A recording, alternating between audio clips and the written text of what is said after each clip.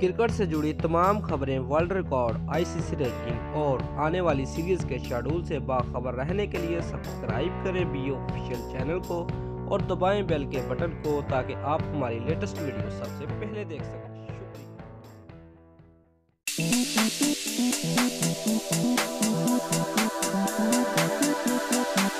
Viewers, Karachi king के Ian Morgan ने PSL play of matches और फाइनल के लिए पाकिस्तानी आने की खबरों की तस्दीक कर दी है।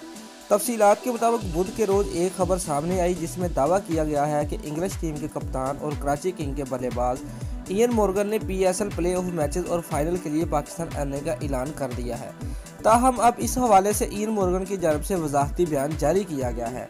इयान मोर्गन ने पीएसएल प्ले ऑफ मैचेस और फाइनल के लिए पाकिस्तान आने की खबरों की तस्दीक कर दी। इयान मोर्गन का कहना है कि वो पीएसएल प्ले ऑफ मैचेस और फाइनल के लिए पाकिस्तान का सफ़र नहीं कर पाएंगे क्योंकि वो कई माह से अपने अहले खाना से दूर है, इसलिए वो कराची किंग के 2 मैचेस में हिस्सा लेने के बाद इंग्लैंड वापस चले जाएंगे।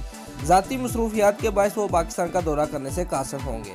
दोस्तों, अगर आपको हमारी वीडियो पसंद आई है तो वीडियो को लाइक और शेयर लाजमी करें और हमारे चैनल को सब्सक्राइब करना मत भूलिए। शुक्रिया।